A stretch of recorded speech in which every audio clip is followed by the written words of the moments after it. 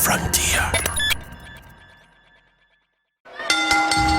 Ladies and gentlemen, the following podcast is Wrestling Daft and is scheduled for 1 hour. Maybe more. It has no real time limits, making their way into your ears. First, from a place called Barneston, he is the Pyramid. Florence! It's going to be the funniest show ever because I'm all about the comedy and the money, baby. How much you gonna pay? And his partner, the top end of Stevenson. From Mexico City to Beef Community Centre, I've got stories that are going to blow your mind.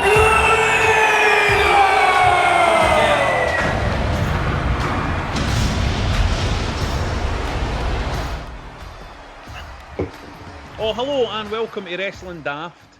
My name's Rab Florence, and I'm joined, of course, by the wonderful shaven-headed. You can't, if you're listening to this, you can't see this, but he's shaved his head. It's Grado. How you doing, mate?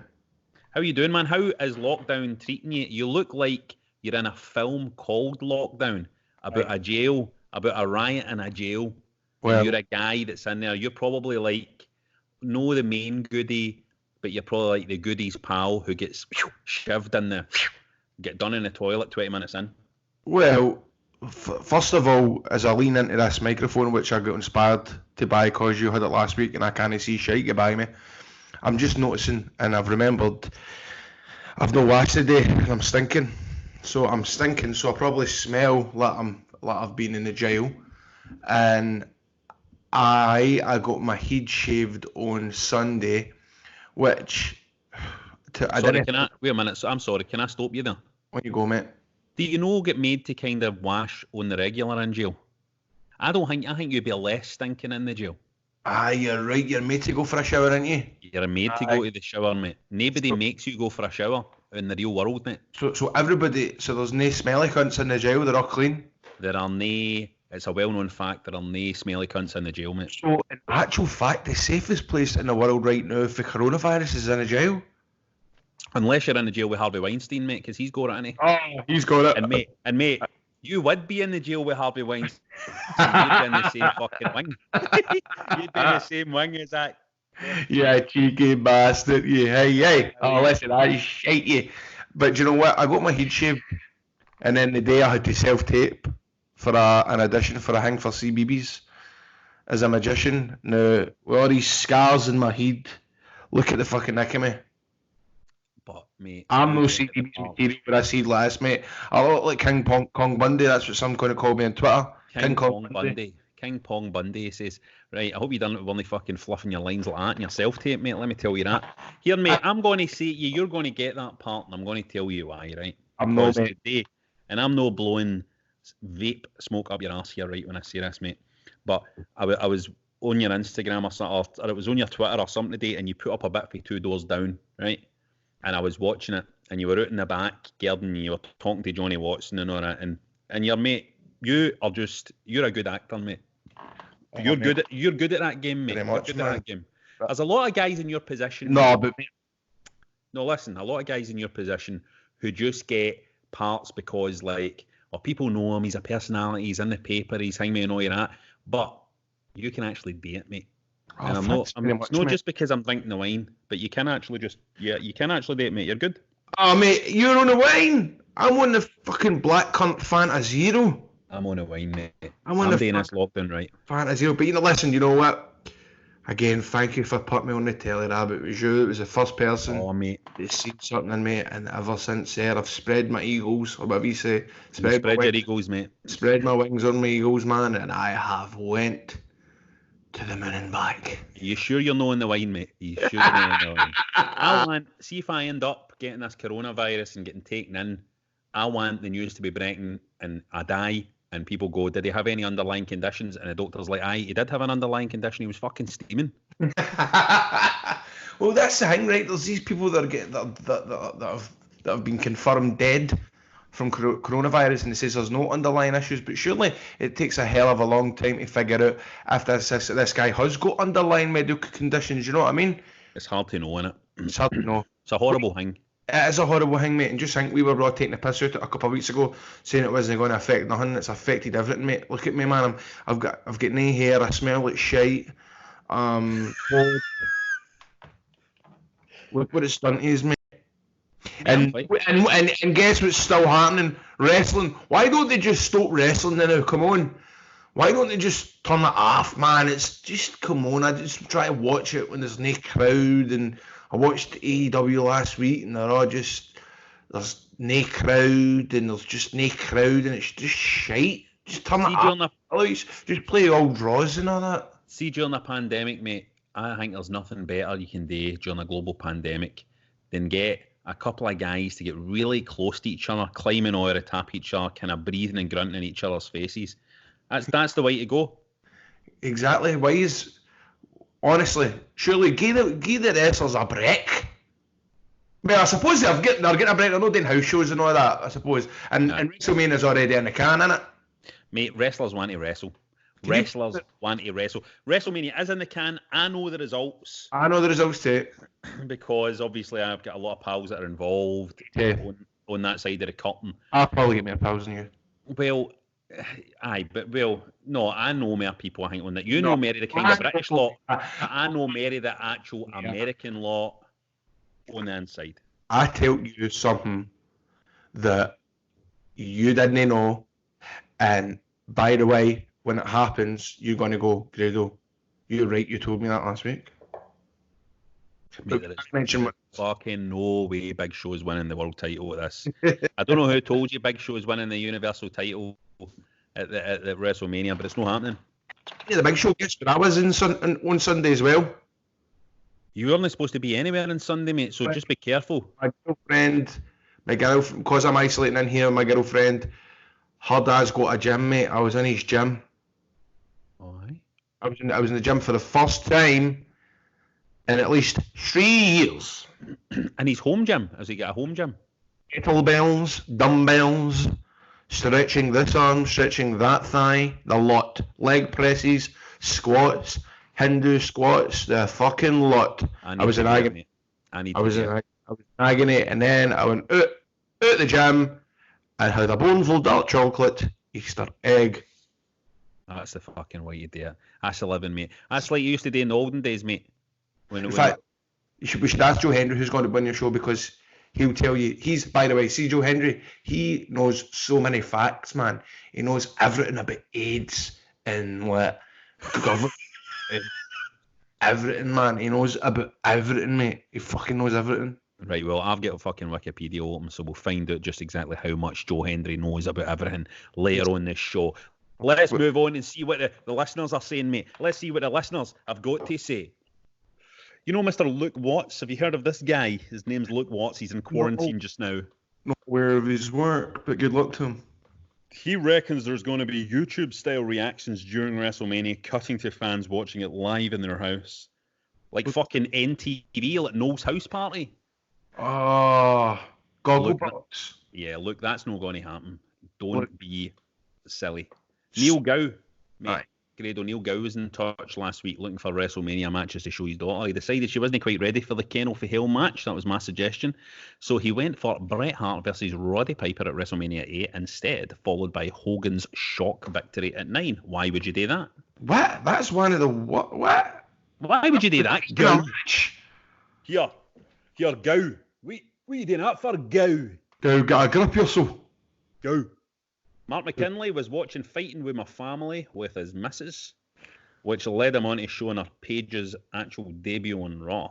He's confused to why the massive It's Yourself poster in the crowd didn't make it to the film version. Well, Grado, how did you feel about seeing that massive It's Yourself poster on the WWE's flagship show, WWE Monday Night Raw? Well, I didn't actually see that one. I don't remember that. That was probably the time she debuted. There was a few folk in the crowd that had it.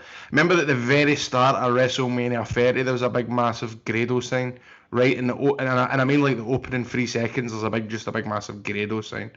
So, but I'm a bit raging and never used it in the film.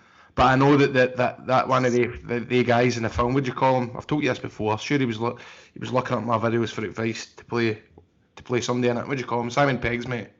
Simon Peggs, mate. John, help us out here. Nick Frost. Aye, Nick Frost. A touch of Nick Frost. A touch of Frost. Here's an exclusive. Me and Greg Hemphill went to BBC Scotland years ago to pitch to you and Angus, who was the commissioner of BBC Scotland at the time, a wrestling show that me and Greg Hemphill would have been involved, kind of doing our whole Team Florence, Team Hemphill thing. It was run about the time of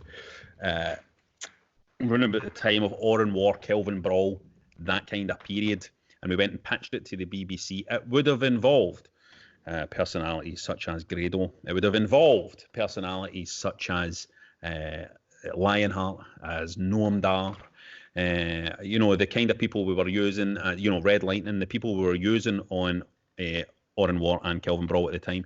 But there were also some imports involved. It wasn't just the Scottish team. We said to BBC Scotland, we want to make this wrestling show fantastic. We're going to have Al be in it. Greg Hemphill will be in it. Frankie Boyle has expressed an interest to be involved in it as well. We'll all be there on this flagship BBC Scotland wrestling show. But also, Grado, this will be interesting to you. Which couple of English wrestlers, 2 English wrestlers, we had on a treatment document that were going to be involved in that show, in that pitch? Obviously, the commissioner says not yet. This was before the ICW documentary get commissioned. All right. We went first with that, and then a wee bit down the line, the ICW documentary get commissioned. But who were the 2 English wrestlers that were in that treatment, do you think? Which 2 English wrestlers did we choose to be involved? Was it the Knights, Zach and Roy? No, this is before. No, it's just because we're talking about fighting with your family. No, it was Paige. Oh, Paige was one. Paige was one of them, and this Really? this is before she went to WWE. Really? Yeah, this is before she went to WWE. It was Paige and Spud. Well, 2. Oh well, I would have got Spud in the end. I know you really like Spud because I'm sure you tried to book him. Did you know for one of the shows? Yeah, we did. I think we tried to book him for I think you Kelvin tried. Aye. God, that's interesting. I didn't know you had your eyes on Paige. Brawl. So we were going to bring in Paige and Spud, and I know. Just think, man, it would have been on its like 8th series by now. The BBC said no. Thank Paige and Spud will be like, thank fuck. Thank fuck. Didn't get involved. I know, man. Signed up to that. Sorry, Vince, I can't do it. I'm doing this shite for BBC Scotland. So Grado shaved his hair. Here are some other examples of what wrestlers are doing while in self-isolation. Batista has rewritten his theme tune. There you go. Hold on, a better intro than that, John. Here you go. I see it. Right, hold on. Fuck's Let me sake. get. Right, here you go.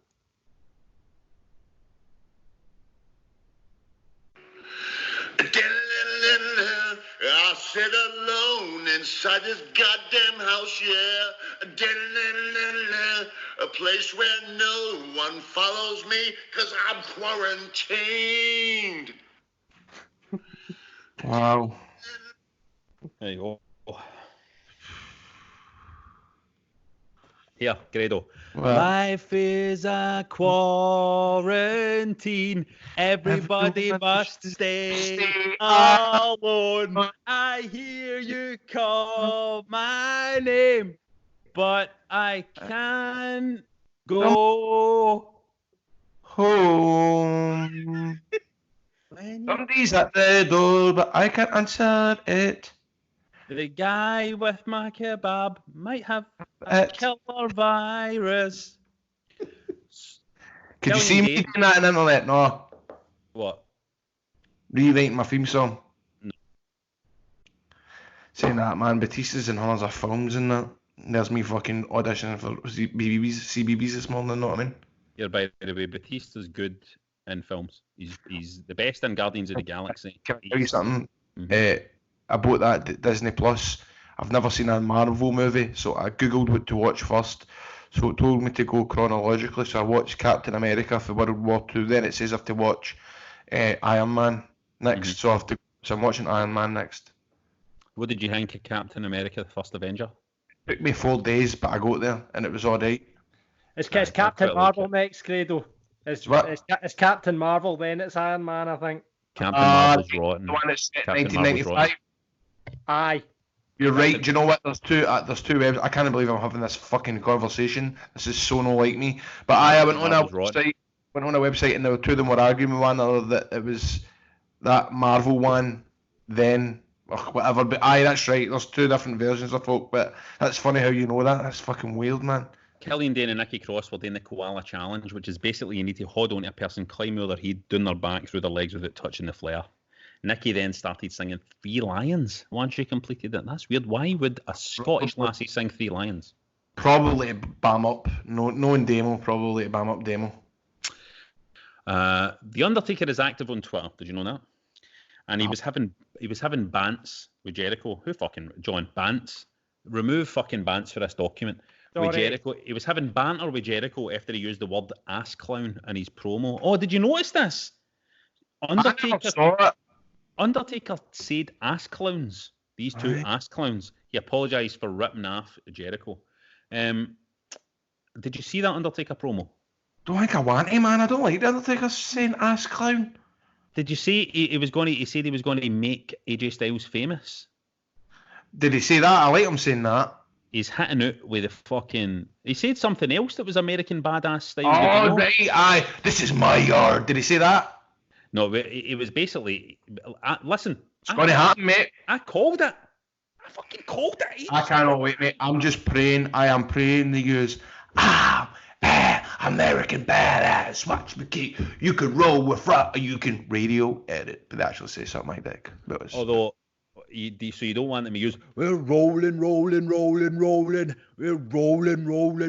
No, but imagine they couldn't get the rights to either, and they went with that other one that, you've done it now, you've made a big mistake. I can't allow. Big Evil. Oh, that would be horse shit. Spud says he's aiming to look like Forrest Gump at the end of his run across America by the end of this quarantine period. If you remember, Forrest Gump had a big beard. Why are we reading this out? Because John wrote it in. This is how this works. Just to let everybody know, this is how it works. Me and Grado sit about all week with fuck all, scratch your ass, watch things in the telly. We have a wank, play computer game. I play computer games, right? All of that. Grado's the one having a wank. I'm not having a wank. I'm not having a wank. And John, during two guys like, I'm not having a wank. And John, I don't wank. Trust me, I don't wank.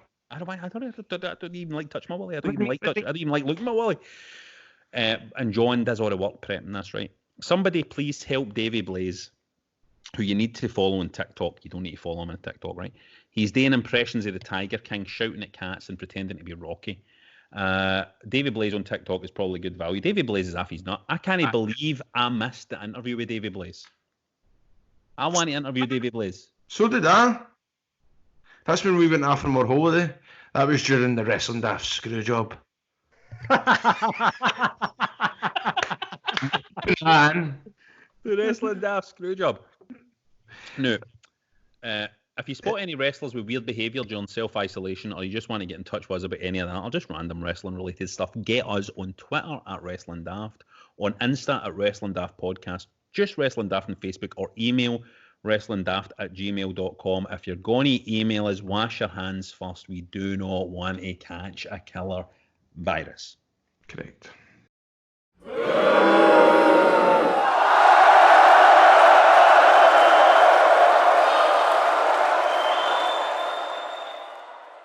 Right, Barry Putover, we're doing that. Yeah, you want the intro at this time, Grado? Every week we like to separate the good from the bad, separate freedom from self-isolations as we bury and put over stuff from the wrestling. Daniel McBride wants to put over the promos on Raw recently, especially the Undertaker promo. Looks like the American back. Right, I can't read, mate. Right, Daniel McBride. No, I don't. Listen. That's good. You're drinking whiskey now. Jen came into the room. No, you'll maybe hear later in the episode. Jen, see, this is shot. There's no shot. It's recorded out of order, right? And Jen came into the room during the Joe Hendry interview, and she gave me this whiskey. Now, this whiskey is called Nika from the Barrel, and it's a Japanese whiskey, right? And it is 50%, right? That's the strength of it. It's over 50%, right? It's so fucking strong. So that's why I'm saying Daniel McBride. Jen, who's my fiance, by the way, was just a fantastic, fantastic woman. Daniel McBride wants to put over the promos on Raw recently, especially that Undertaker promo. Looks like American Badass is back right enough. Great stuff. But he wants to bury Austin Theory reversing Montez Ford's dive with some social distancing. Didn't even look like he attempted to catch him. It sounded nasty. There was a wee bit of I don't want to say botch, but I want to see that. It was a It was sore. It was sore. It was sore. Do you want to have a Google for it now? Aye, why you go and read things? Right, all right, I'll keep reading. But anybody that's listening to this, have a wee Google for that. Hazy wants to bury Grado's hair, don't. Fuck off. It's a shambles, big man, he says. And he wants to bury the WWE carrying on during the pandemic. They should have just stopped for the safety of everybody. Wrestling days, and welcome to this fun little video. I say fun little video. Oh my God. Who is that? Who's got 17,000? Who is this cunt? Hi, Some guys. YouTuber? Ugh, I'm not. Wrestling days. Maybe There's wrestling days. we need to start talking like that. Well, he's just one big, what do you call it? Trap? What do you call it? Trap racer or something like that. He's a trap racer because it's no way he's advertised. I want to see the nasty botch. It's just him talking about it. Piece of shit and trash. Right, when you go. He reminds me, see that guy, what did you say his name was? That YouTuber? Wrestling days. He reminds me of a piece of trash. No, there's a Stone Cold Steve Austin promo, right? Where Stone Cold goes, "You remind me of a piece of trash," right? He says, and I'm obsessed with that fucking promo, right? Because I keep thinking in my head, I keep analysing this. You remind me of a piece of trash. He's not saying the person is a piece of trash. He's saying that person. Saying that person reminds him of a piece of trash. A piece of trash he saw 6 years ago out in his back, right? Out with the bins. You remind me of a piece of trash. That's funny. If we ever interview Stone Cold, I need to ask him about that fucking you remind me of a piece of trash, because fuck me. Hazy wants to put over Drew's promo with the farmer. It's daft, but fuck it. Did you see the promo? Man, he was like the big porridge man. He was like the big porridge guy, big porridge oats boy. I like that. That was a good promo, wasn't it? That was a good promo. How cold did he look? How freezing cold did he look? Man, bet you would have been absolutely fucking freezing up the heels. Telling you, man. People in America have no idea how fucking cold it is in Scotland. They don't know. Scotland sometimes looks, there's no snow. There isn't any snow, so it looks alright. It's probably alright. It's fucking freezing. There's snow where I can see, because I can see Aaron from where I'm sitting right now, and there's snow, and it's fucking cold. You can see Aaron from where you're sitting right now? Mm-hmm. Well, mate, from where I'm sitting right now, I can see Greenock. So Who's sick? Who's sick? Your daughter? You can't see it. No, that is actually there's a Grado's talking about a balloon that's in the background here that sits a big 6 on it, but it's actually my mother-in-law to be, Rose, who was 60 at the weekend there. So the O is, in fact, it's here, the O. Oh, there you go. Keep that in Honda. There it is. Here's the O. So Rob, I think you're right, mate. It's good. You want to just carry on with the rest of the show? I just want to listen to you talk. Right, so Aldorian wants to put over Edge for his promo on Raw and his sensational promos since returning. And he wants to bury Chelsea Green for thinking you can pin somebody to win a ladder match. Goshi wants to bury the lockdown. He's bored that he's fucking nut, and I'm sure I'm a borderline alcoholic now. Cheers, Goshi! That's fucking brilliant. Mark McGill wants to put our Matt Hardy teleporting about the arena in AEW. Did you see this? Did you see Matt Hardy teleporting? I did like it until the bit where it showed you him jumping about. Or is that what he means, teleporting? Aye. I mean, the editing was so bad, it was fucking hilarious. Listen, Jericho cutting a promo in that fucking drone. Aye, that was good. It's fucking magic. Well, That was brilliant, you know what I mean? And that's, you just know that Jericho has just went, just put me in the ring with that fucking thing for a few minutes and I'll just fucking talk to it. But then you go on Twitter and everybody says it's a lot of shite. I thought it was good. People like... I just listen, this balloon's just bust. I just bust it. Your Pearl Grant, or no, your gran, your mother-in-law, shall we? Can I have a nut? People just have no these are the things you remember. See people slagging off Matt Hardy teleporting, Chris Jericho cutting a promo on that drone. See in 10 years' time, this is a horrible truth about wrestling. There might be an amazing wrestling match happens, right? A fucking 5-star classic happens, right? But in all likelihood, what you'll actually remember in 10 years is Chris Jericho cutting that promo on that drone. You know, that's what you'll remember. You'll be like, mind fucking Jericho when that pandemic was on, when no audience there, was standing in a ring, cutting a promo and asking a drone to join his faction. That's what people are. That's what people are going to remember. And Jericho knows that. This is the thing. Jericho fucking knows. Smartest guy in the game. Stephen Keane. Hold on. Mark McGill wants to bury the Undertaker, still trying to kick a ball. That's at his age. Oh, man. Reminds me of an old guy in the pub who still thinks he's hard. But hold on. That's great, funny. But forgets he's got to stick a finger up his arse for a pish.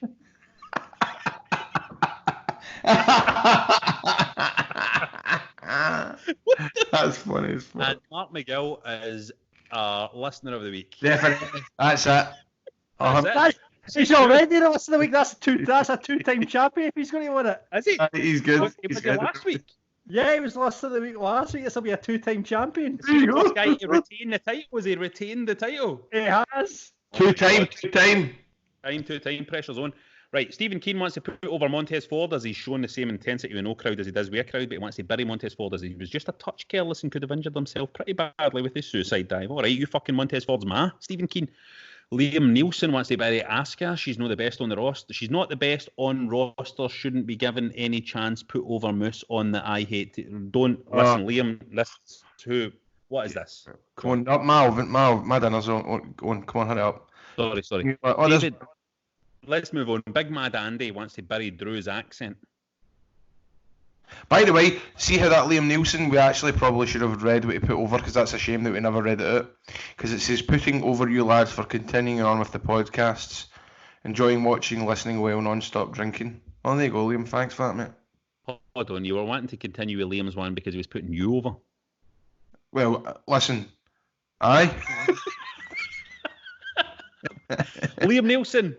Near luck, you were nearly a listener of the week, but I'm afraid Mark McGill. Mark McGill, mate, you might have got it, man. Just for tickling my balls there. Big Mad Andy burying Drew's accent. Drew's accent's great. Drew's accent's great. It depends where you get him. See, when you're one-on-one with him, he talks normal, but he's on the telly, he talks like that. That's not the way he always talks. I like when he's going, Lesnar! End of that promo. Lesnar! Liam Wiseman wants to put over the Undertaker's promo on Raw. Fuck aye, son. Love Drew, but come on to fuck. No cunt in their right minds would run about a Scotland in their drawers and a t-shirt in March. Could you imagine I was wrestling Brock Lesnar? And me standing in the tap out with my tap off just going, Lesnar! Lesnar! Lesnar! Old guy be like that to you. Just fucking sack it, son. Just think this. I can get a t-shirt on. Lesnar! You just made the list! This week on our Patreon, we ask you guys to vote on our list of Wrestling Daft. Remember, you can vote by signing up for only $4 a month at patreon.com/Wrestling Daft. This week, it's all about WrestleMania. And it was between WrestleMania moments and WrestleMania matches that you guys had to vote on. Now, with the winner, 81% of the vote was WrestleMania moments. So here's what folk had to say about that. In fact, no, Rab, you need to tell us your three. Fuck, that's what we've got to do. Right, Rab. Right, my top three, right, okay, I'll do this quickly, Grado, right, because I know you need to go and get your scran, right, to go and get your dinner. My top three are going to be, at number 3 is gonna be Lesnar beating the Undertaker at WrestleMania. What one was that? 20-something, but no, it was Betty. Lesnar breaking the streak, whatever one it was. Lesnar breaking the streak. At number 2, it has got to be. This is a very tough one. but I think it's going to have to be Shawn Michaels and Ric Flair. It's got to be I'm Sorry I Love You, Shawn Michaels. I love you. Ric Flair at WrestleMania. I've spoken about it before many times on this show. It's a very special WrestleMania moment for me. And at number 1, without a doubt, without a question of a doubt, and I've gone, there's a lot of stuff I love for WrestleManias. There's a lot of weird stuff, wild stuff and all that, but Grado, I think you'll agree with me here. As time goes by and as the years pass, there is something very special indeed. And, and I kind of wanted to put on this list as well, like Eddie Guerrero and Benoit hugging each other at the end of that WrestleMania where they both won the titles and stuff, right? But my number 1 is going to have to be the Rock and Hulk Hogan. Oh, absolutely. It's my favourite and all. 100%. I watched it again last week. What the fuck's my thing? Holy shit. Hold on. What the fuck's that? Hold on. I fucked my aux cable. Well, while Grado's I agree with you, mate. Hogan and Rock, man, stands the test of time, man. Love it every time. You just I wonder if The Rock during that day realised what the reaction was going to be like. I bet you he didn't. No, I bet you he didn't. I bet you he didn't. I kind of feel like there's just something special about that match. I feel as if that match has captured something about the essence of wrestling, the unpredictability of wrestling, the necessity for wrestlers to be able to just ride the emotions of the audience and work with that. Something special about that match. And as time goes by, you kind of look at it and go, this is wrestling at its best. The story I like about that is that because I think Hogan actually had to say something in response to The Rock saying something on Instagram this week. But I think Hogan's always wanting to get the fact out there that The Rock flew Hogan down to practice this fucking match in the ring because he didn't trust the old bugger. He didn't trust him. He wanted to go over everything, and Hogan was like, trust me, I know what I'm doing. And then whatever they all had planned went out the fucking window anyway because of the crowd reaction. It's always funny to I can imagine The Rock was probably a bit of not a dick to the extent, but do you know what I mean? He was probably like, I want that all in to be in shape and knows what's going down, by the way. I don't want to look like an idiot. It's WrestleMania. This guy's been away for a wee of years. I want to make sure this match is tip top. But Hogan at the end of the day still had it and fucking made it an absolute beautiful match. And The Rock would have had years and years of hearing in locker rooms about what Hogan was like, and exactly. He's going to go into business for himself and all that shit. And what you saw there was two guys just making the best. I can't even imagine how that match could have been better. No. Maybe if he did come out with red and yellow. Well, I mean, only that. It would only be a cosmetic. It would only be cosmetic. But in terms of like what happens actually in the match and how they did that, incredible stuff. And I think many would agree. Let's have a look at what the listeners are saying. Mark McBride, Ronda Rousey, when she started punching fuck out of Triple H to then roll through and lift him onto her shoulders, amazing show of strength. A great moment as well. That was one of the matches that was, because I put on my social media, on my personal Facebook, look, during lockdown, my bud's going to let me watch a couple of wrestling matches I'm more aware. What should I watch? And Andy Wasson pointed this out to show the Ronda Rousey and Angle versus Triple H and Stephanie match. And I thought, you know what? That is a good match to show to somebody that doesn't know wrestling. Aye. There's something very special about... People are going to reflect very, very fondly on Ronda Rousey's stuff that she's done so far in the WWE because I remember watching that with my daughter, and when Ronda Rousey opened up on Triple H and Triple H was fucking cowering away for her and stuff like that, the psychological impact that has on a wee lassie watching something like that is massive. Right. It's absolutely massive, you know what I mean? I think Rousey has been incredible in a wrestling ring when she's been in a wrestling ring. Louise... Brand new out in the booze and also, she is. We heard this, aye. Louise says WrestleMania 33 when the Hardys made their comeback. Good moment. It's clearly a very, very high point in Matt Hardy's career because he's always talking about it. He loved it, clearly. I watched that moment in a room with Jeff Jarrett, JB, Spud, Colt Cabana, Road Warrior Animal, somebody for a woman for WrestleMania 1, I can't remember, and this other guy, this random guy that died 3 weeks later. JB, just to let you know, was Jeremy Borash, just for people who aren't on the inside. And the guy who died 3 weeks later was Jimmy Savile. Dean says, since he's on the card for Mania this year, Edge spearing Mick Foley through a flaming table. Remember watching it as a wee boy thinking Foley was pan-breed. Scott says Daniel Bryan winning the title. That build-up package is one of the best ever. The story, the match, everything was brilliant. Listen, I do love WrestleMania 17, however, and Stone Cold and The Rock in that main event, and Stone Cold try to turn heel and all that. That is beautiful as well. That's a high point for me. Sorry. Video packages are brilliant. Yes, you're right, mate. Stevie B, JBL hoofing a trash can out of the ring at a hornswoggle on the outside. Imagine that being somebody's favourite WrestleMania, but somebody kicking a bin at Hornswoggle. Okay. Wonder if it gave Austin any memories. Of all the fucking things through all the WrestleManias, all the legends have appeared. Mind that time JBL kicked a bin at Hornswoggle.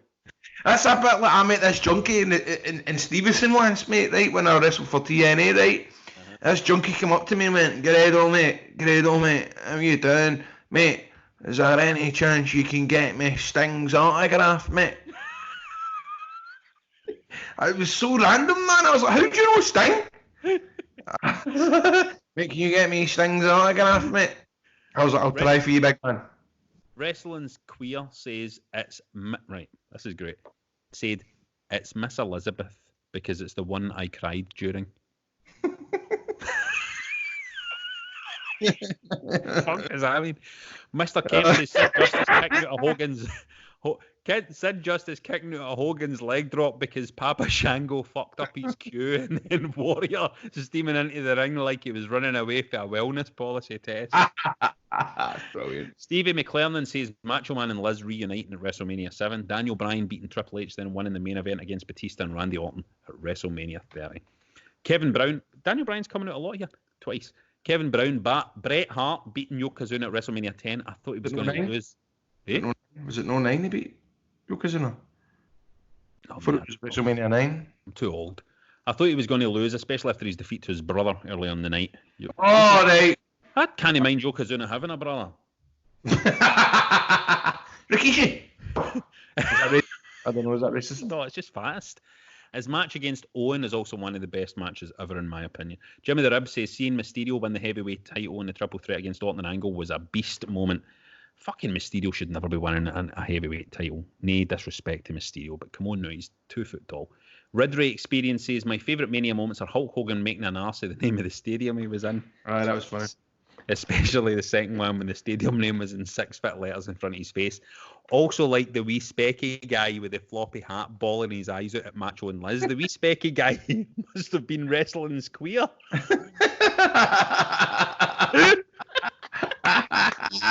Woo!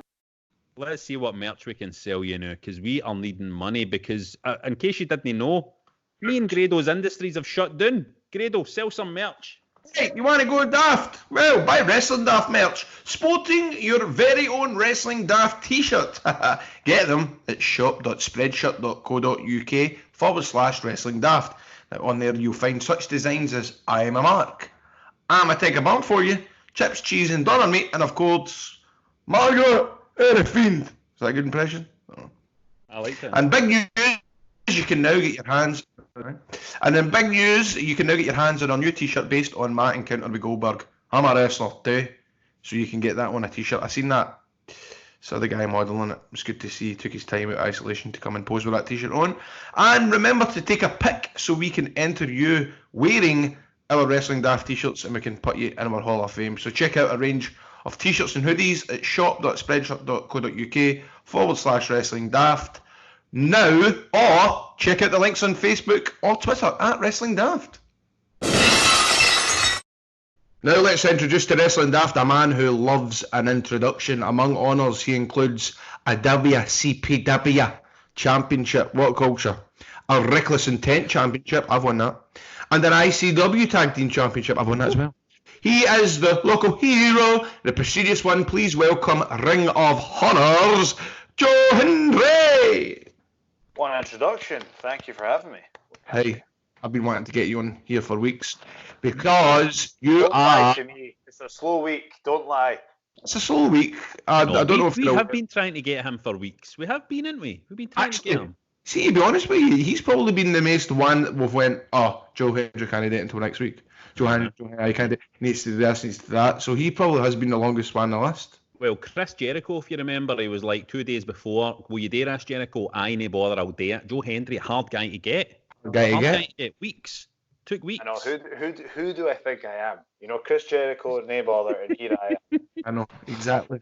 Mate, I don't know if you know, man, but there's this kind of shit happening round about, man. Folk are getting no wheel and stuff, and they're having to stay in the house. What are you doing?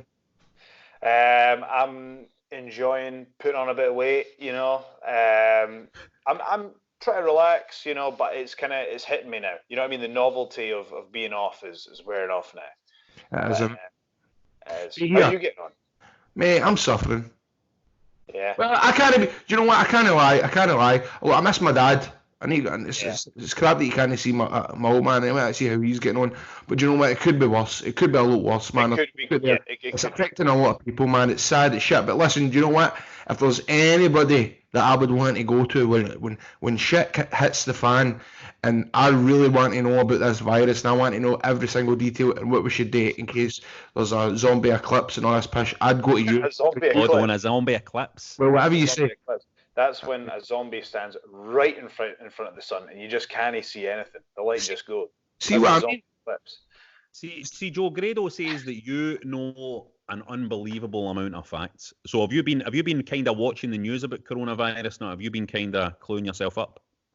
To be honest, I don't know if it's facts. It's more, I think Grado occasionally appreciates my opinions on the rare occasions that he gets in touch with me. I try to depart a bit of knowledge, but to be honest, on the coronavirus thing, I have been keeping up with it. I've got thoughts, I've got theories, you know, but it's just no. The thing is, no. He's got.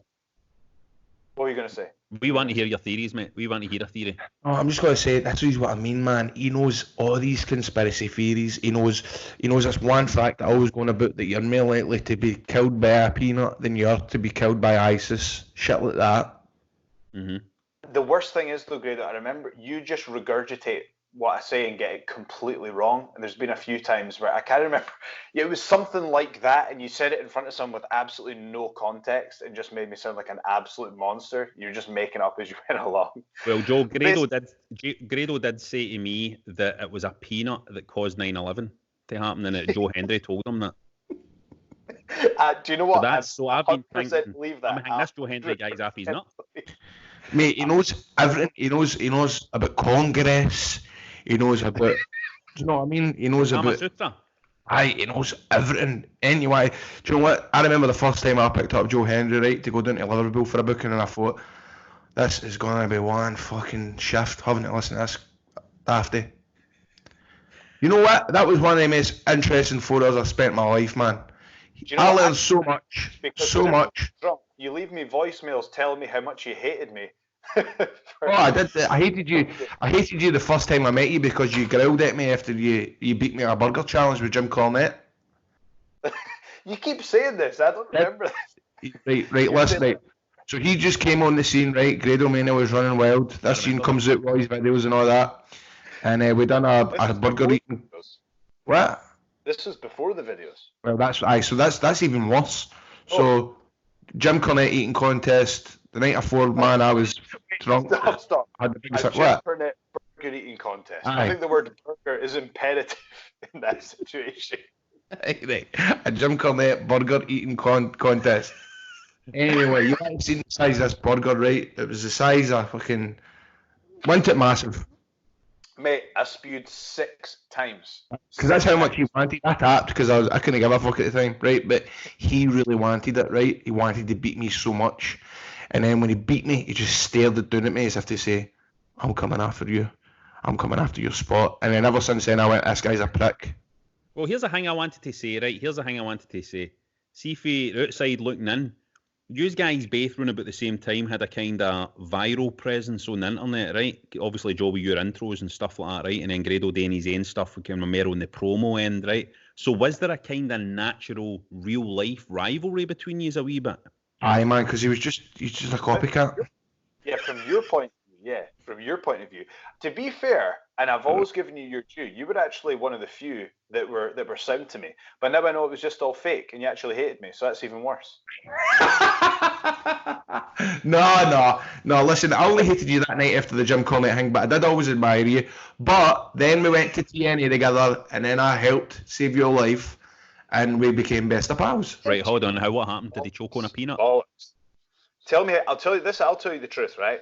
So there was a situation where I was asked to do a parody entrance video. I did my job. It upset a few people. Let's just say that.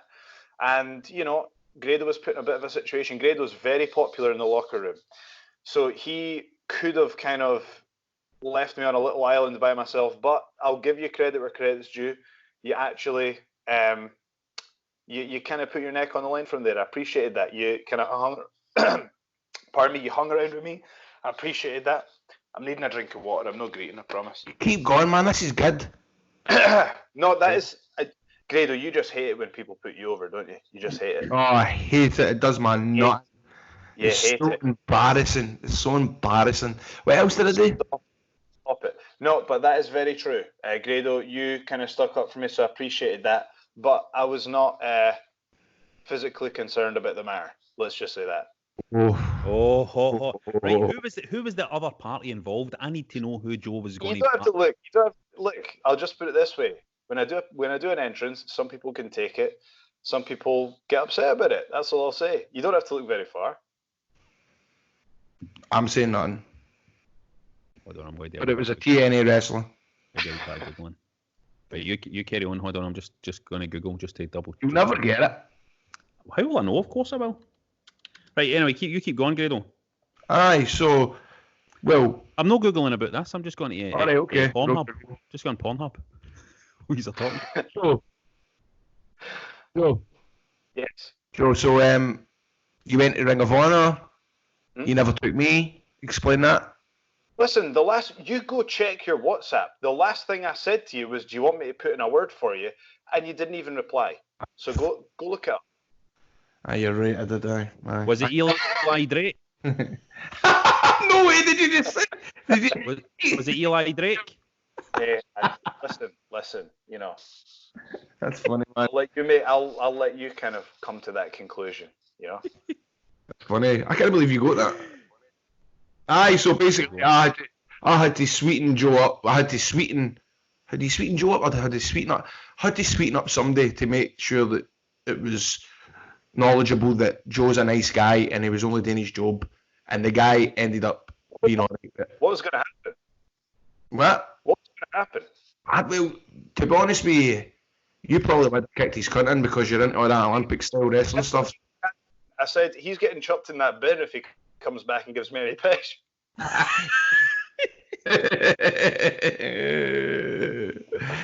But Eli was a friend of mine, so it was hard to pick sides. You know what I mean? That was maybe the same night Monty Brown was walking about backstage. Remember him, Monty Brown? That was great. It makes That's me. Carry on. No, it kind of makes no sense to me when people get pissed off with somebody doing the thing that they do. You know what I mean? It suggests to me a lack of research and understanding about the people that you're working with if you're going to get offended by that stuff.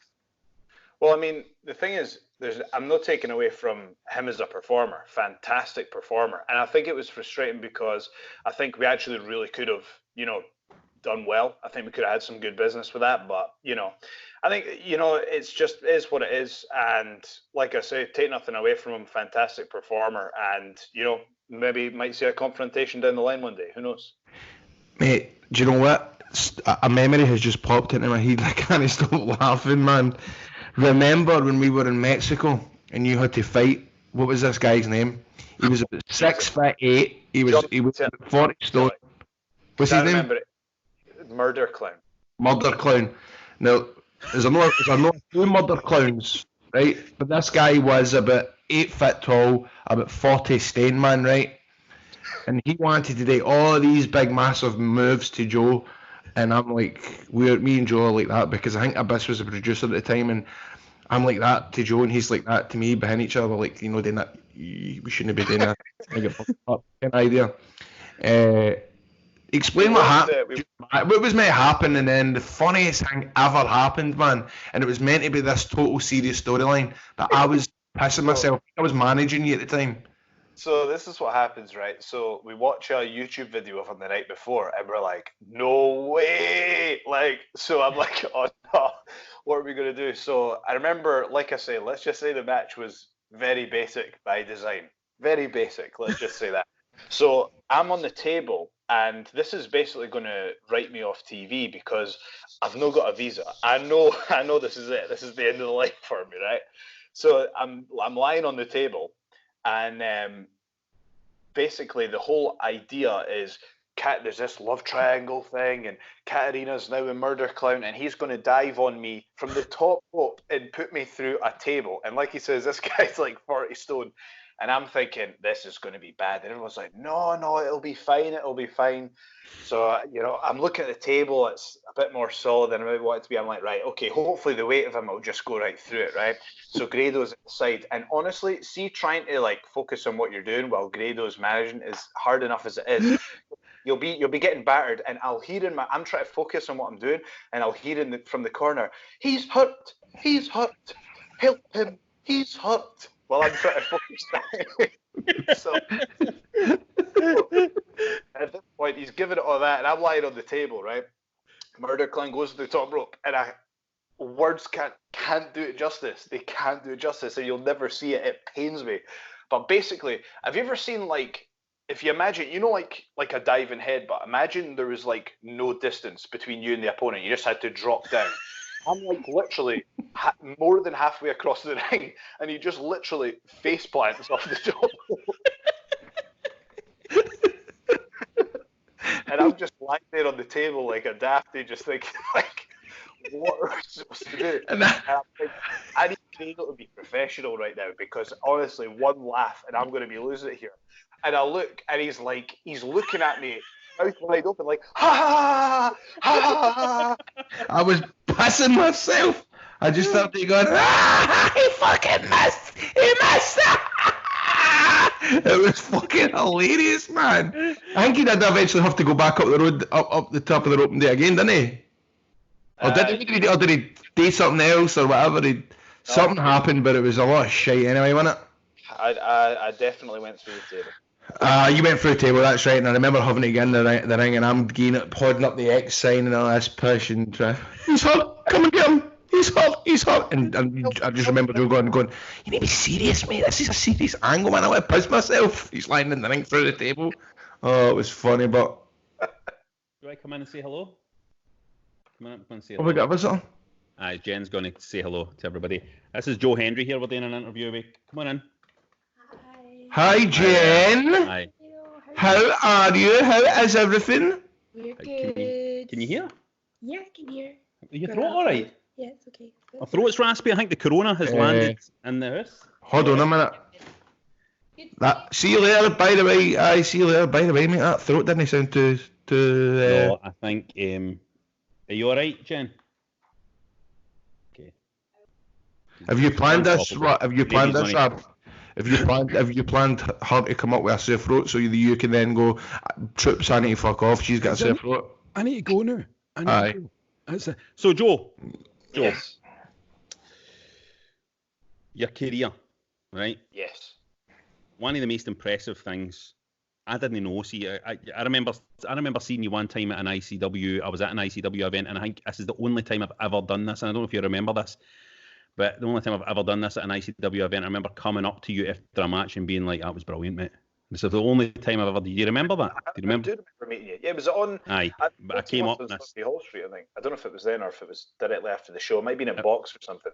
I can't mind. I think it was during the show. It was like no long after your match. I think it was in the... I'm pretty sure it was in the garage, and I was just like, mate, that was brilliant. The whole thing was brilliant. But the thing that really impressed me was I didn't realise that you actually... I don't want to say proper wrestling, right? I would never say proper wrestling. But the proper wrestling, mate, I didn't realise that was a thing until it was in all the papers and all that, you know what I mean? Yeah, it's... I actually started that after pro wrestling. So it might have actually been after we spoke initially. Wait a minute, you started afterwards? Yeah, I started at 27. That's amazing. And he's like he's like ranked third in the world or some shit. Not third in the world. I appreciate that. I've been British champion twice. Once as the freestyle, and once as Greco-Roman at 97 kilos. But that can't happen very commonly, can it? That people move from the pro wrestling side to amateurs. It's usually the other direction, right? It's me and CM Punk, I think. That's that. So but did you know? Hold on, if my mind serves me correctly, there was a reason why you done that. Was there no? Well, there was many reasons.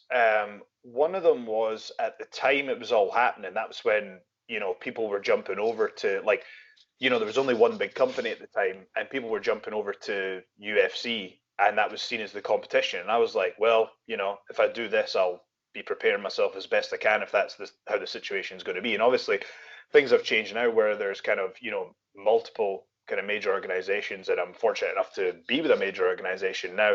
But I initially got into it for that side of things, also just because I thought there was a bit of an opportunity at the heavier weight classes, and I thought, right, if I can just kind of get in and get out before the Commonwealth Games, I could perhaps qualify and win a couple of titles.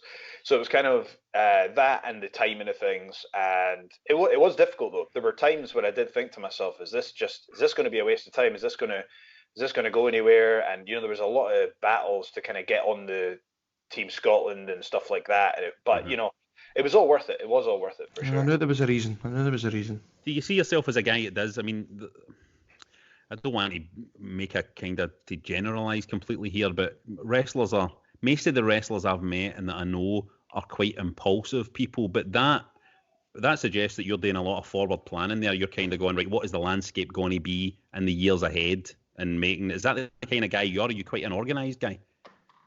I wouldn't say organized. I would say long term though, for sure. Like I'm thinking about where do I want to be in 5, 10, 15 years. And I would say that's, to be honest with you, a lot of the time that's been to my detriment, because sometimes I'm more worried about the bigger picture, and I'm not paying enough attention to the small and medium term goals. So that's, with a bit of maturity, I'm trying to do that now.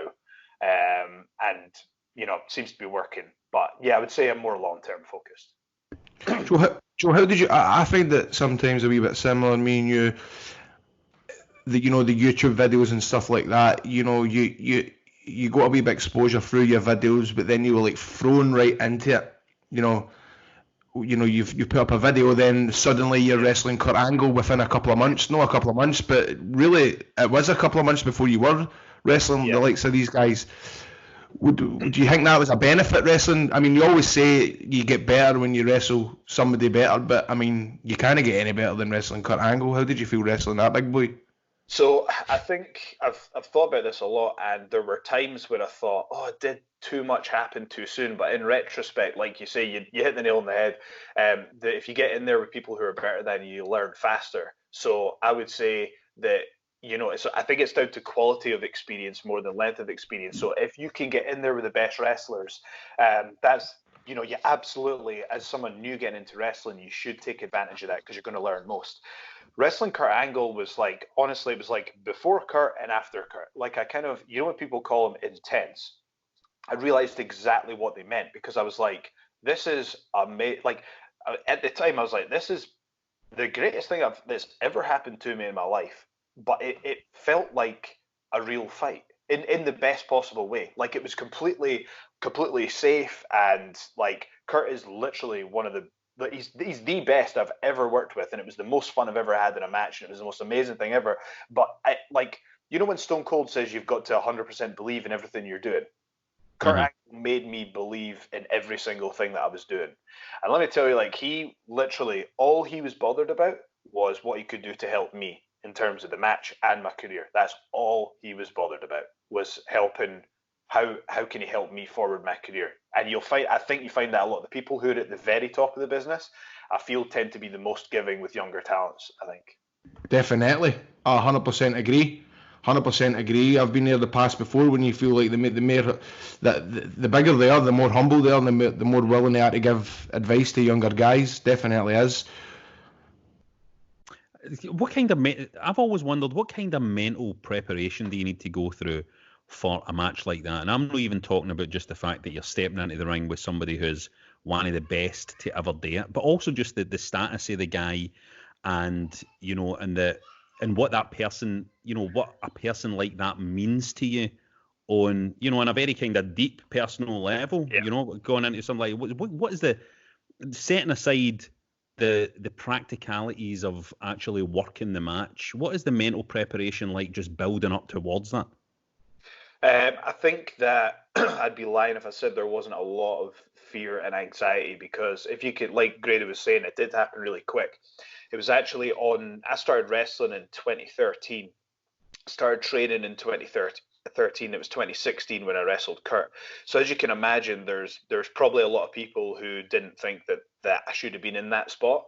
And there were some who did, some who didn't.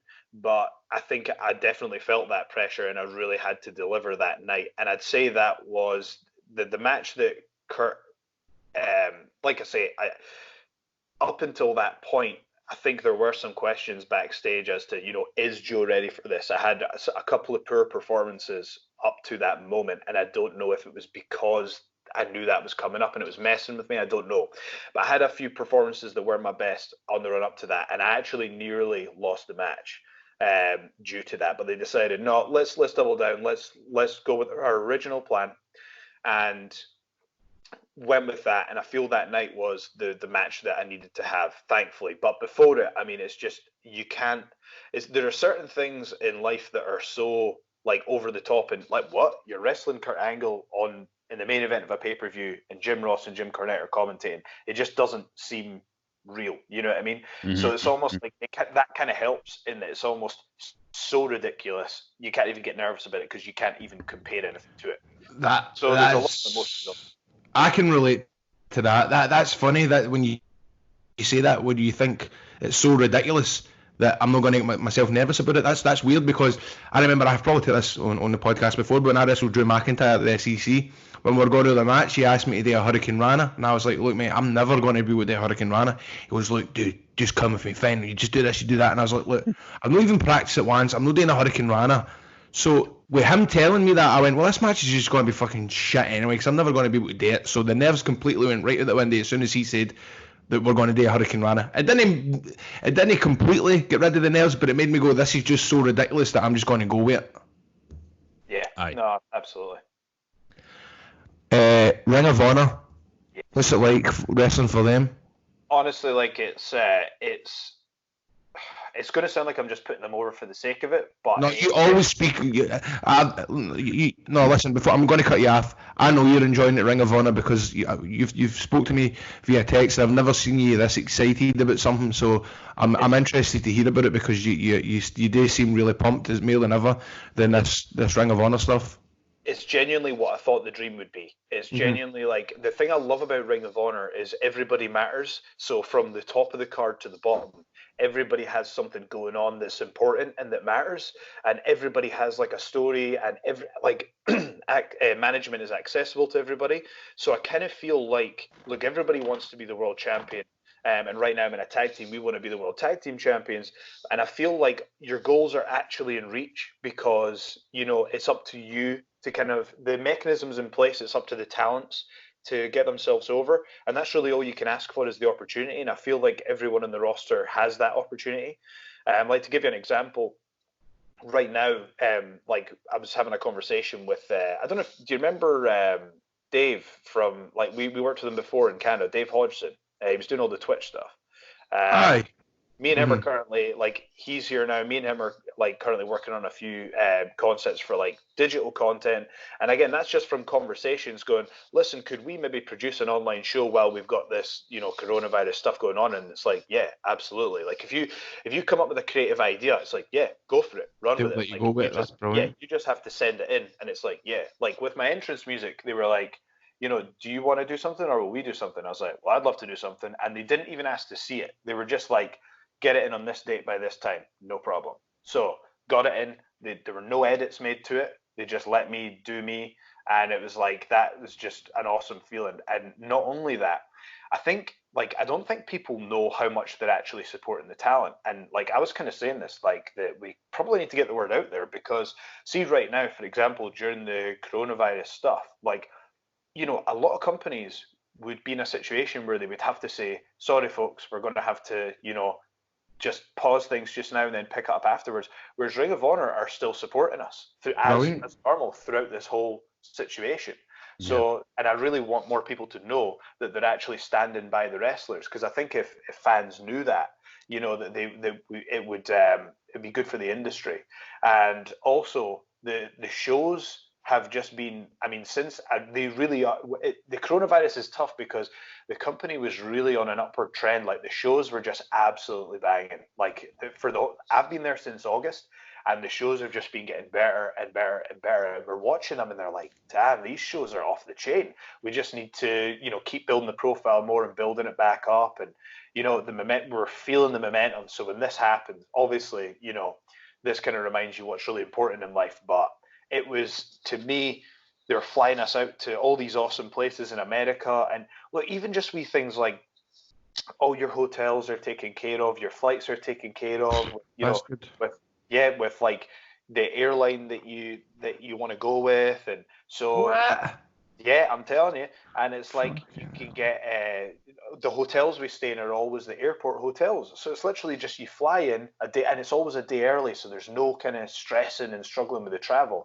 And if there are any cancelled flights, you've got a day's contingency to play with. So really, it's so talent friendly, and it's just, I feel really fortunate to be there right now.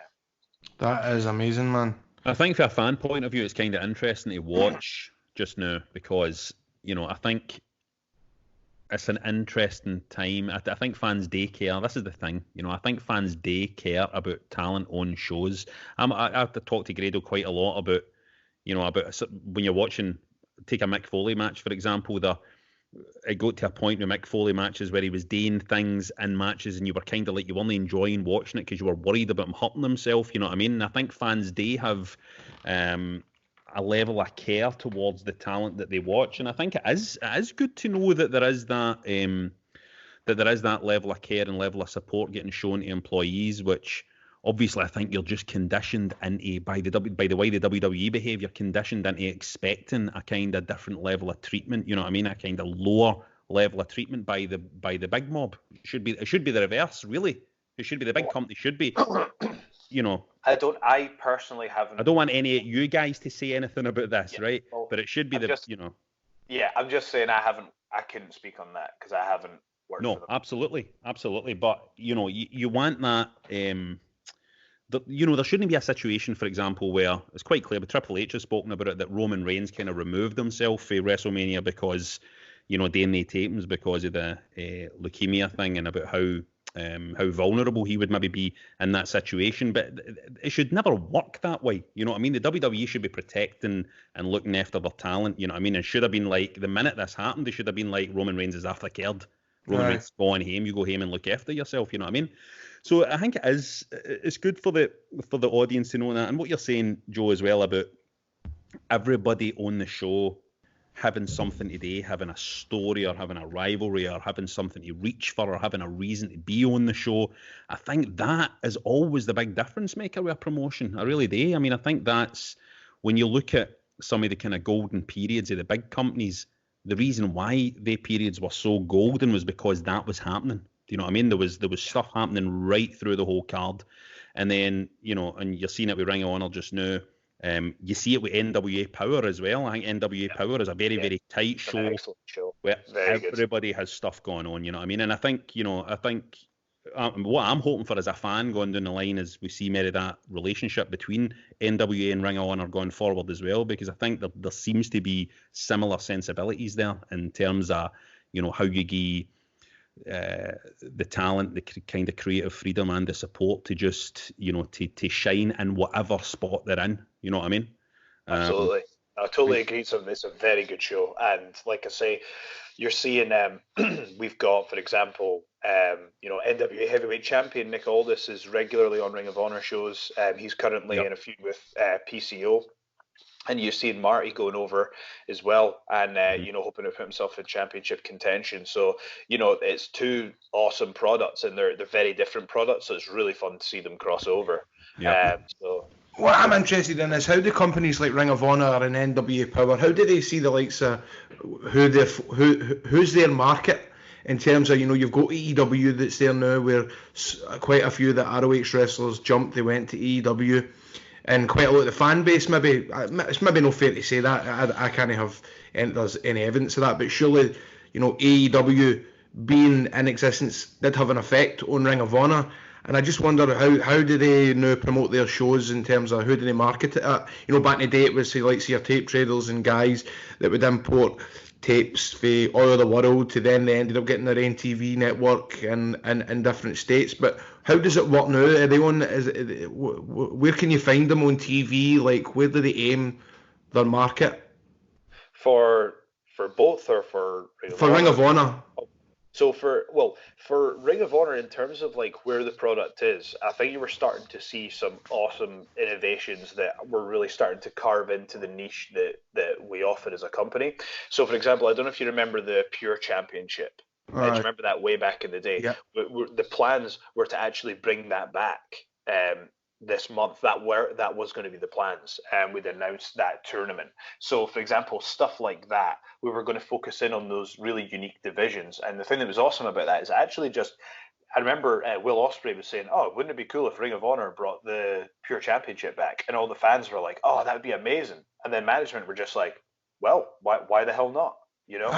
So do you know what, I actually see when you're saying that, when you're talking about, when they're thinking about stuff, I actually realised that Vegas show was meant to be like a kind of old school where Doug Williams was on it and all the kind of older stars on it. That got cancelled, didn't it? So we had. That's a shame, man. Yeah, That's we were brilliant.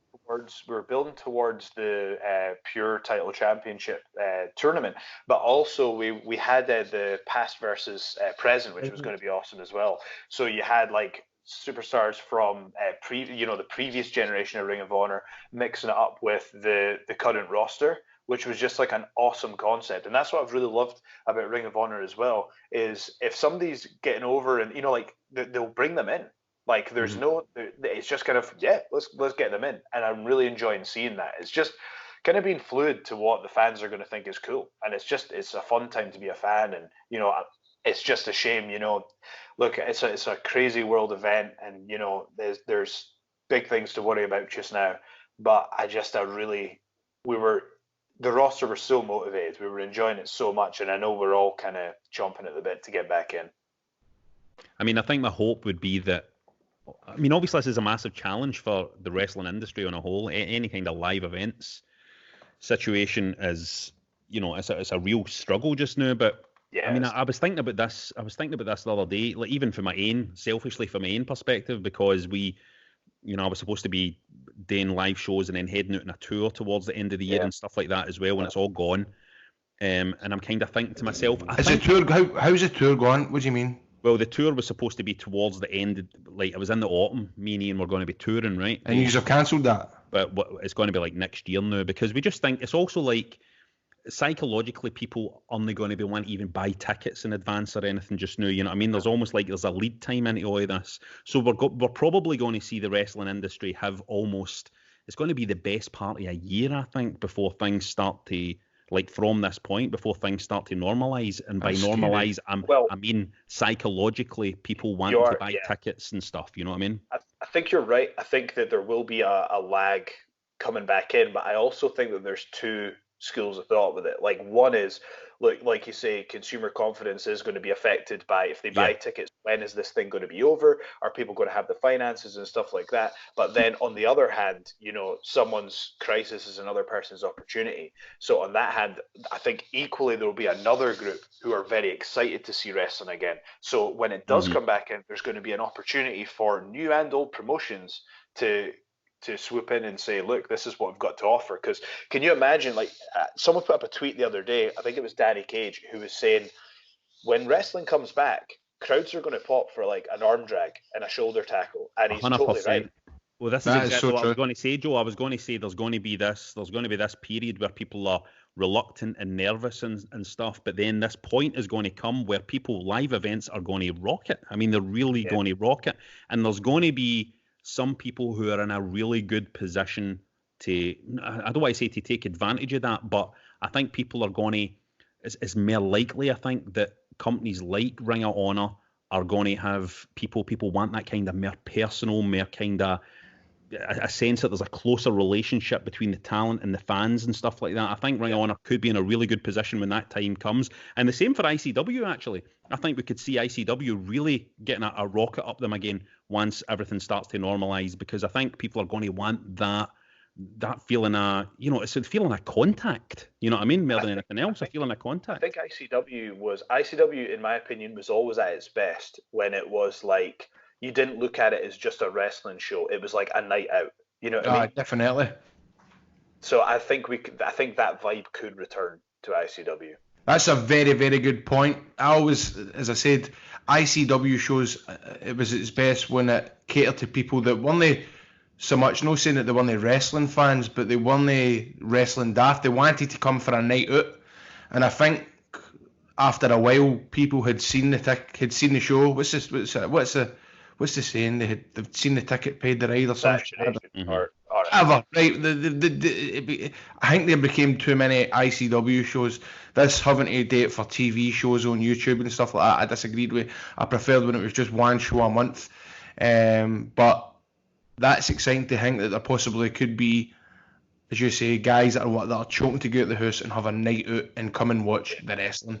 I've never actually thought about it. And my God, wrestlers are going to want to wrestle as well. Yeah, you know what I mean? Yeah, and to be fair, like at the time with ICW, I can understand why they made that decision, because, like I say, things were just getting bigger and bigger and bigger. So I can see why they made that decision. But I do know what you're saying. It was more special when it was like one show a month. But just to touch on something you were saying about how we're talking about the casual audience. I don't know if you found this, Grado, but with me personally, the things that have been most over, like in my career, have been the things that are catered to a wider audience than just wrestlers, like with wrestling fans. Like when I did my entrances and they got over, I was thinking, how could I make this entertaining for a non-wrestling fan? 100%. You know what I mean? Like, always aimed stuff at like my girlfriend or my brother who never liked wrestling. I aimed it towards them rather than the wrestling fan. If my brother who doesn't like wrestling was entertained by it, my girlfriend who hated wrestling, if they were entertained by it, then that was like my kind of meter stick to roll it right. This is going to work in wrestling. Yeah. Keep going. This is good though, because it kind of feels like a proper. I see what you're saying about Joe now, Grado. I see. You know what I mean? He's intelligent as fuck. You're getting pulled into a right good. We get pulled into a right. This is probably the most serious conversation we've ever had in this podcast. Right. Told you, mate. He's a brain of Britain. He's got to be the next Prime Minister of the UK. Oh, no chance. The next president of the UK, nearly said the next president of the UK. No, but small hurdles to get over for that to be true. First of all, president, but yeah. You'd be a good councillor. Oh, good councillor. A minute ago, you said president, and now you've demoted me to councillor. Right. That fast. I don't ever want to be called anything like that again. So we will need to wind this up, but you'll need to come back on, because this has been great. It's been a really good chat. You were talking about your 5-year, 10-year plan and all that. Can you give us a wee sneak peek? What is your 5-year, 10-year plan? Yeah, I can tell you some things I'm thinking about for sure. Well, I definitely, obviously, want to be a champion in Ring of Honor. That's something I want to do within kind of 1 to 2 years max. I think that's a year. Like a year. I'm giving myself to between a year and 2 years to get that done. That's what I want to do. In terms of I have been missing physical competition, and I'll give you an example of how my brain works. Because I'm a pro wrestler, it's like when you're going for these goals, you kind of have to pick the goals that are going to have the biggest impact, but going to be very efficient with the amount of effort you can put in if it's the thing you're doing on the side to your job. So, for example, I think it would do more for my career if I was to become the Scottish or British Jiu-Jitsu champion than the work I would have to do to become European amateur wrestling champion. Do you know what I mean? Yeah. So also there's less competition at the heavier weights. So if I put on like 5 or 10 kilos, I think I would have a much better chance of success in one of those divisions in that sport at that level. So I'm really seriously considering competing in jiu-jitsu if my contract was to allow that. I would seriously consider that.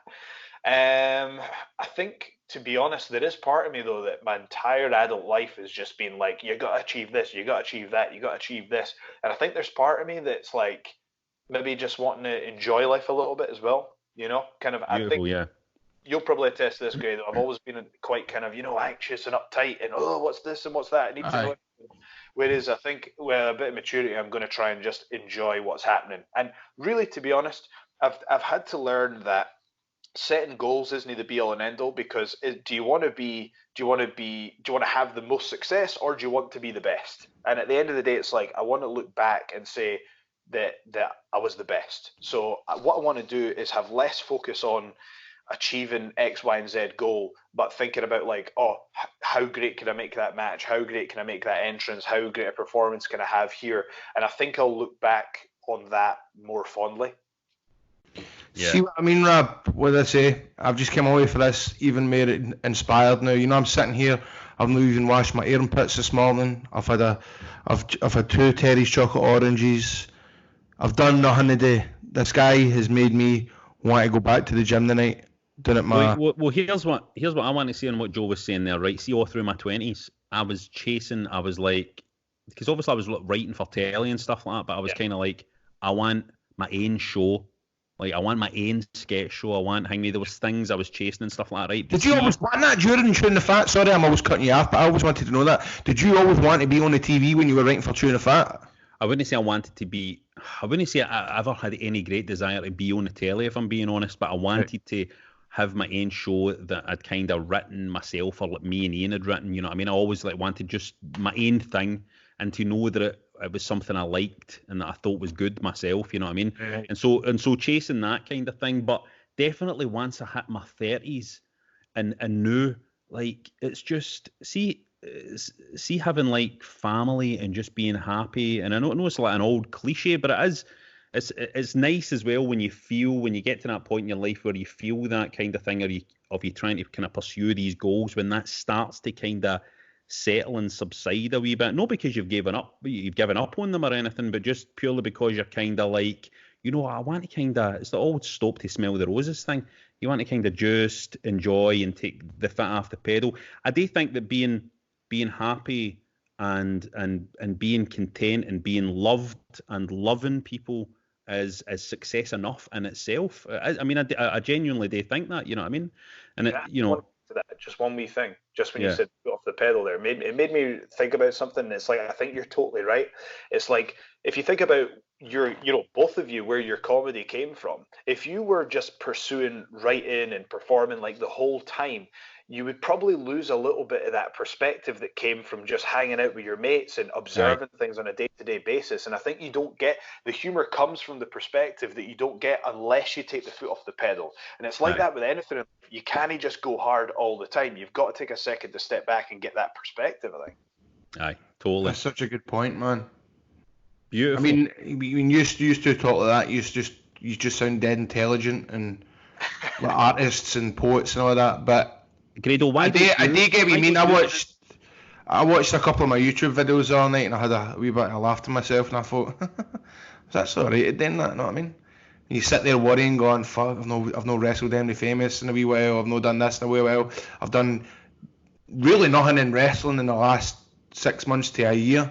Sometimes you need to just remember and sit back and go, well, I did do that, and I did do this, and there's time. Grado, I do think as well, though, that sometimes, even though you kind of have a front of being a bit like you do this kind of thing for laughs a wee bit, of being a kind of big-headed bastard, right? You kind of do it a wee bit, right, for laughs. I don't think you do quite realise, and won't realise until maybe like 10, 15, 20 years down the line, exactly how significant your role in British wrestling was. I still think you don't see it, even though you kind of joke about the fact you do know. I don't think you do quite know what your place is there yet. You know what I mean? I still think you don't quite see it, and it He takes has been time. taking credit for it many times. I will just jump in and say that. Say that again.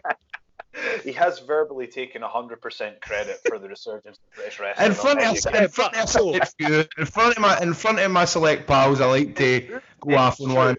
Yeah, but Joe, I don't believe he does actually. It's that Scottish thing though, where I don't think he does actually completely realise. You know what I mean? Sorry, carry on.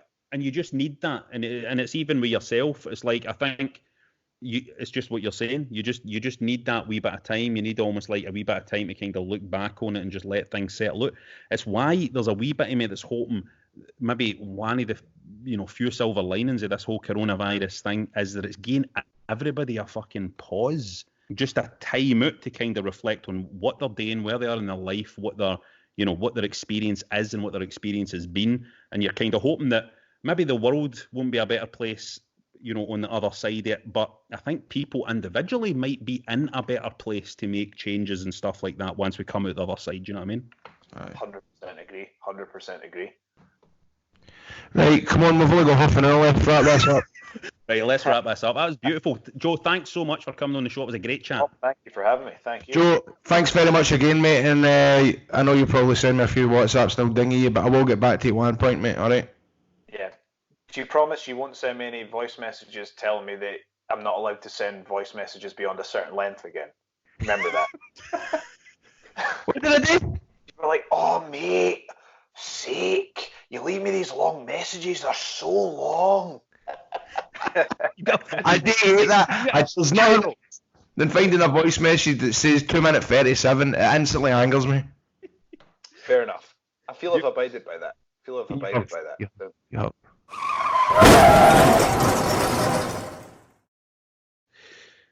It's now time for your chance to win a crate of Beer 52 in our match of the week. And in these days where it's very hard to come by some beer because there's a killer virus on the loose and, you might think beer isn't a priority, but this is... By the way, Rab. Yeah.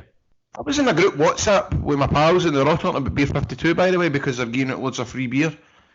This Beer 52 is getting it. This is good. We are proud to have Beer 52 as sponsors of the show. Mate, we're ahead of the curve here. We're ahead of the curve. Let me tell you something. Now, we pick a classic wrestling match to watch every episode, and all you have to do is answer a question on it. Last week, to celebrate The Undertaker's birthday, 70 years old, it was his WrestleMania 9 match against Giant Gonzalez. And we asked you to score out of 100. The closest to Rab's answer would win the beer. Rab rated the match as 37 out of 100. Higher than you might think, because Rab is a firm believer that a special attraction is important on a wrestling card, and Giant Gonzalez is surely a special attraction. And the person with the closest answer is Robert Harvey, or Robin Harvey, who got it spot on. He got it spot on, 37, right? Well done, mate. He did, aye. That's a bit weird. Well done, Rob Harvey. Right, now it's time for another match. Grado, what about getting everybody to watch the WrestleMania 12 Rowdy Roddy Piper versus Goldust Backlot Brawl? Yeah, let's do that. Let's task the listeners with this to watch this week and answer a question from it. Sounds awesome. Right, now let me think what the question could be. What could the question be? Let me think. What would be a good question for them to work out? What type of car was Goldust driving? That's perfect. No, let me tell you, that's a great one. In fact, I'm going to go further than that. What was the Reggie plate? You do that. What was the Reggie plate on the car, the Goldust? What type of car was it, and what was the Reggie plate? Everybody who gets the right answer will go on to the draw to win a crate of Beer 52. You can enter by checking out the match and answering the question on the Wrestling Daft Facebook page, or by replying to the tweet on Twitter at Wrestling Daft. Winners need to be over 18 and stay in the UK.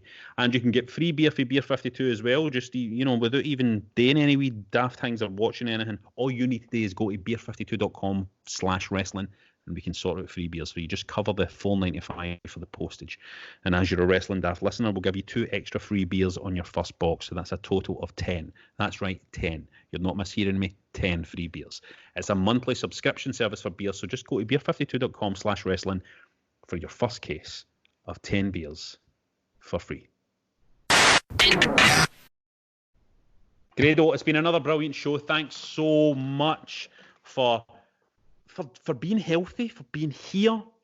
I can't tell you how much it makes me feel like everything's all right with the world. The fact I can connect with my friend Grado every week on Wrestling Daft.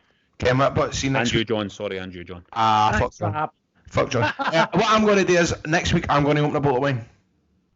Mate, why don't we? Because you looked as if you were enjoying yourself this week. No, I'm saying I wasn't enjoying myself, but there's a Sunderland documentary and I'm choking to go and watch it. And it's just in the back of my head. I'm sorry, listen, this week. It started this morning, John, mate. It started this morning, Sunderland Till I Die, the series 2. So I was midway through it, man, and I only started unpacking my MacBook at like 14. Oh, sorry, should I say 15? When did we? 5 minutes before we were meant to go live. Do you know what I mean? So he's kind of stopped my rhythm. I've got an idea. How about next week we both just get the fucking drink? Right, let's do it. We're drinking through it. Right, let's do next it. Week Let's we do the show. Let's go a bit further here, John. You and I are going to be having a drink. You did it.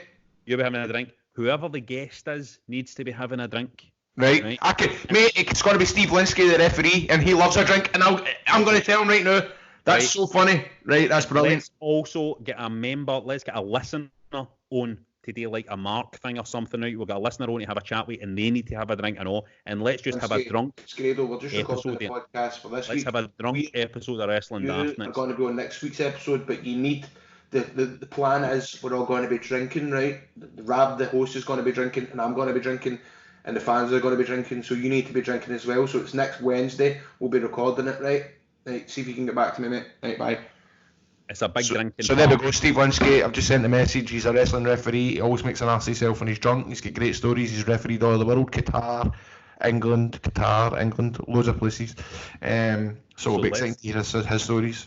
Let's get the drink on the go, and let's get through this fucking pandemic. Let's get together. We together. We a smile on our face and a fucking. We fuck our livers. Leicester! Smash off. But by the way, we all have people to talk about WrestleMania by then as well. But anyway, you're already up the road. I am already up the road. And here, by the way, listener this weekend, maybe you need to go on. You need to subscribe to our page. This is the week you need to subscribe to our Patreon, because let me tell you something. It's WrestleMania weekend, and me and Grado will probably be popping into that Patreon today. Something fun, whether it be, there's going to be something going on. So you don't want to miss this. Get the word out. You want to get subscribed. Our industries have shut down. We fucking need the money. Our industries have shut down. See you next week. It's yourself. It's yourself. On the road. It's yourself. Audio Frontier.